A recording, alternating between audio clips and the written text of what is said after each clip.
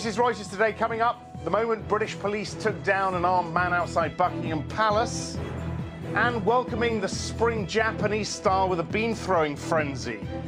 But first, George Osborne's threat to break up Britain's banks. The UK's finance minister will warn banks to protect their day-to-day operations from risky investments or face being dismantled. In experts of a speech he'll make today at JP Morgan's offices in the seaside town of Bournemouth, Osborne says if banks flout the rules, they'll be forced to fully separate retail and investment banking, what he calls electrifying the ring fence. Some corporate news just out. Swiss private bank Julius Baer says full-year assets up 11%, helped by rising stock markets. That figure, though, falling short of estimates in a Reuters poll. But net profit did beat expectations as the bank kept a lid on its expenses. Randgold's results also out. Full-year profits at the mine are up 16% to a record. Production also up at record levels. Big mining conference, of course, down in South Africa this week, looking at everything from cost-cutting to M&A and new technology. Let's talk about the markets ahead of the ECB this week. I'm joined by Tobias Blattner, European economist, Daiwa Capital Markets. Morning to you, Tobias. Morning. How do you play things ahead of the meeting?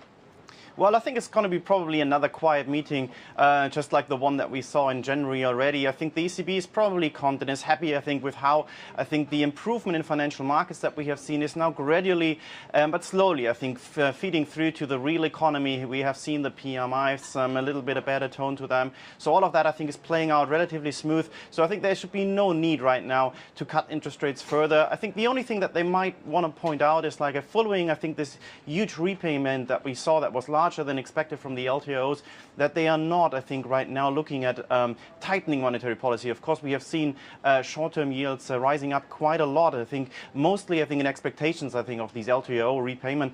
But I think they want to make clear that point that we are not yet anywhere close to, looking or discussing tightening monetary policy. Aside from policy, do you think Draghi's going to get a question on this Italian bank story, Montepaci? He's likely, I think. He might very well get a question, but I think very likely as well he's not going to reply to that. And I think that's also good so, because we have seen, all of the scandals, both in Italy and in Spain, that we have seen lately, I think they're clearly not helpful. I mean, we have seen volatility increasing in the market again. Nobody knows the details, but for sure it distracts, from the much more important issues in Italy about the election campaign, of course. I mean, there it should be about growth. It should be about how to, revive the economy. And now people are again discussing about, something that is surely, not very helpful, for the future of Italy. And the same is true for Spain. I think if we see another another political scandal now there, then I think that will clearly distract from the much more pressing issues. All right, just a little bit of detail on the Spanish news. Socialists telling Rajoy to resign. No great surprises there.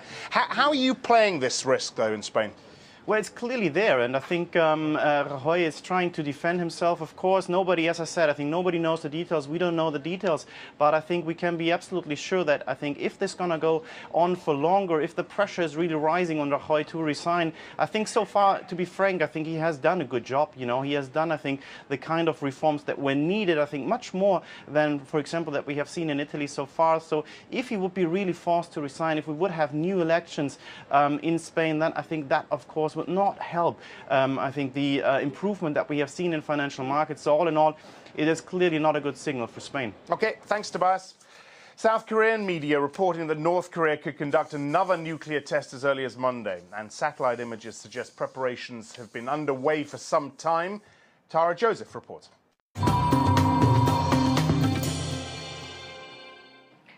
Anyone who is expecting meaningful change under new leader Kim Jong-un looks set to be sorely disappointed, with satellite images pointing to increased activity at a North Korean nuclear site. South Korean media is reporting another nuclear test, which could come as early as today.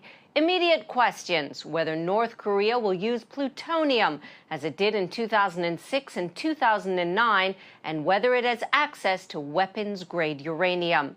A fresh test will ratchet up tensions with South Korea. It could also define how the South's new president approaches relations with the reclusive North. It will also lead to questions about international sanctions. How much tighter can they get at this stage? Much will depend on the cooperation of North Korea's only major ally, China, which has shown signs of frustrations with its neighbors' regular taunts. Other world news we're following this morning: concerns rising over cat and mouse encounters between China and Japan in the East China Sea. The potential for an accidental clash pushing greater diplomatic efforts to dial down tensions, including a potential leaders' summit. Chinese warships seen here conducting combat training in the South China Sea over the weekend. Helicopters put through their scouting, patrolling and fighting paces. Here in Britain, police used the taser stun gun to disarm a man with 2 knives heading towards the gates of Buckingham Palace. When challenged, he held the knife to his own throat in front of crowds gathered for the changing of the guard ceremony. Queen and Prince Philip were at Sandringham at the time. That is it for now. I'll leave you with pictures of a bean-throwing frenzy in Tokyo. The age-old tradition is held on the eve of spring to drive away evil spirits plotting mischief. 800 participants were given a pair of goggles and 2 kilos of soybeans to throw at the imaginary demons during a 2-hour event held inside Tokyo Tower. That's it. I'm Axel Threlfall. This is Reuters.